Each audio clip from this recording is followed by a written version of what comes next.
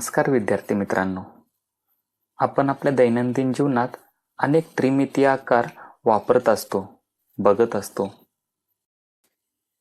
यापैकी काही त्रिमितीय आकार आपण गेल्या वर्षी पाहिले आहेत, जसे की इष्टिका चित्ती,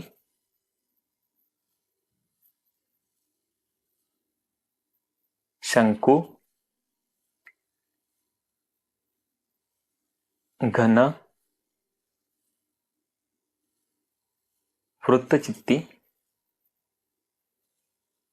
गोल इत्यादी. या त्रिमितीय आकारांपैकी हा जो आकार आहे, हा आकार आहे इष्टिका चित्तीचा. आज आपण या इष्टिका चित्तीविषयी बरीचशी सखोल माहिती पाहणार आहोत. त्याचबरोबर या इष्टिका चित्तीविषयी 3D ॲनिमेशनच्या माध्यमातून बऱ्याचशा संकल्पना शिकणार आहोत. चला तर मग सुरू करूया. प्रथम आपण पाहू या इष्टिका चित्तीच्या शिरोबिंदूंची संख्या. तर बघा, हा आहे पहिला शिरोबिंदू, दुसरा शिरोबिंदू,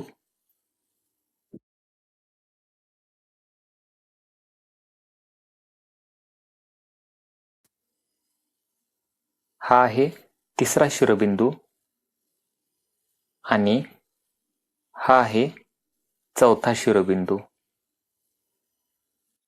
आता असेच 4 शिरोबिंदू हे आपल्याला खालच्या बाजूला देखील पाहायला मिळतील.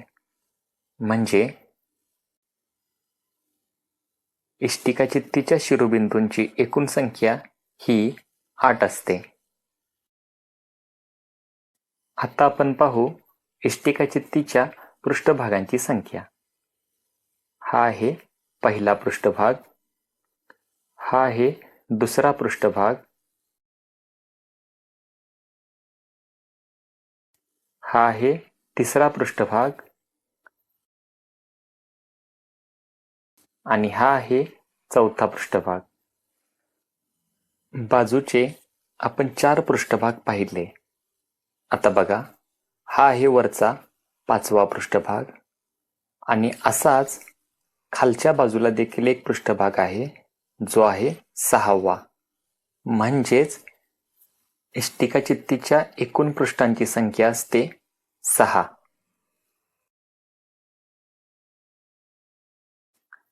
आता आपण इष्टिका चित्तीच्या कडांची संख्या मोजूया. ही आहे पहिली कडा,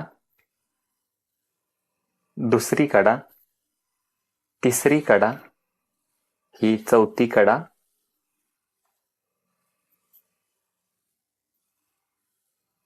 पाचवी कडा, ही आहे 6वी कडा आणि ही आहे 7वी कडा.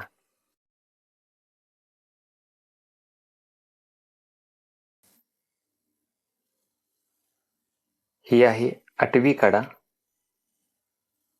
9वी कडा आणि ही 10वी कडा. थोडंसं आपण हा त्रिमितीय आकार फिरवण्याचा प्रयत्न करूया.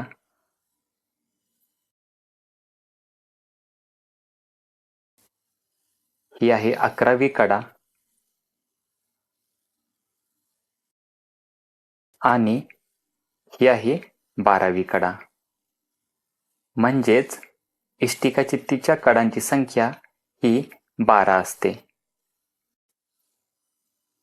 अशा प्रकारे आपण पाहिलं की इष्टिका चित्तीमध्ये 8 शिरोबिंदू असतात, 6 पृष्ठभाग असतात व 12 कडा असतात. आता आपण या इष्टिका चित्तीची काही वैशिष्ट्ये पाहू. जर आपण पाहिलं तर आपल्या लक्षात येईल की इष्टिका चित्तीचे 6च्या 6 पृष्ठभाग हे आयताकार असतात. त्याचबरोबर समोरासमोरील पृष्ठभागांचे क्षेत्रफळ हे समान असते.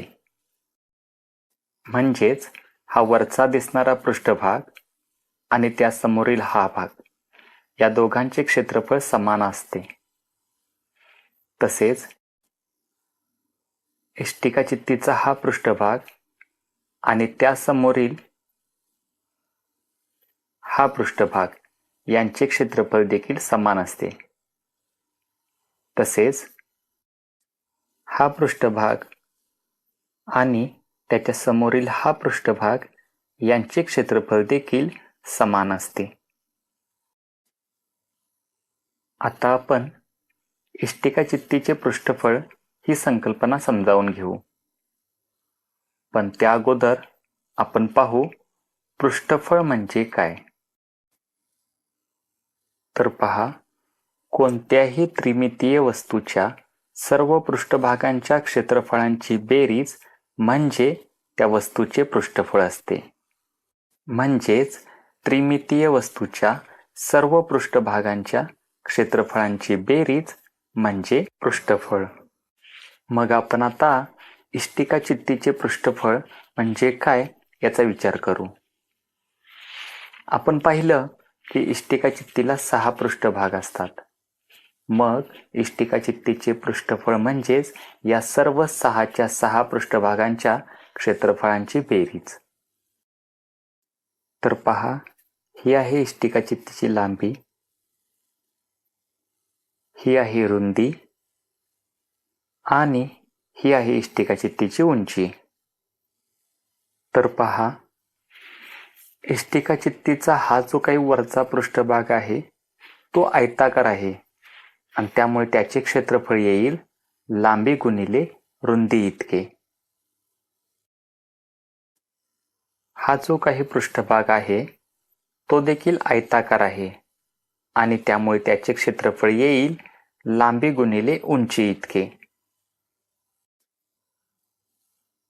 आणि याचप्रमाणे या पृष्ठभागाचे क्षेत्रफळ येईल रुंदी गुणिले उंची इतके. आपल्याला या त्रिमितीय आकाराचे 3 पृष्ठभाग सध्या दिसतात.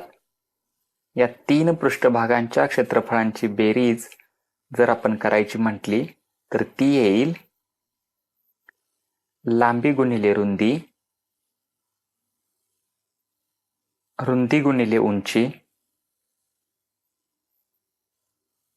आणि लांबी गुणिले उंची यांच्या बेरजे इतकी. आपण 3 पृष्ठभागांच्या क्षेत्रफळांची बेरीज केली, पण या 3 पृष्ठभागांच्या समोर अजून 3 पृष्ठभाग आहेत. त्यांचे क्षेत्रफळ देखील इतकेच येईल, कारण इष्टिकाचित्तीच्या समोरासमोरील पृष्ठभागांचे क्षेत्रफळ हे समान असते. त्यामुळे 6 पृष्ठांच्या क्षेत्रफळांची बेरीज येईल लांबी गुणिले रुंदी अधिक रुंदी गुणिले उंची अधिक लांबी गुणिले उंची गुणिले 2. आणि या 6च्या 6 पृष्ठभागांच्या क्षेत्रफळांची बेरीज म्हणजेच इष्टिकाचित्तीचे पृष्ठफळ. या सूत्राचा वापर करून आपण कोणत्याही इष्टिकाचित्तीचे पृष्ठफळ अगदी सहज काढू शकतो.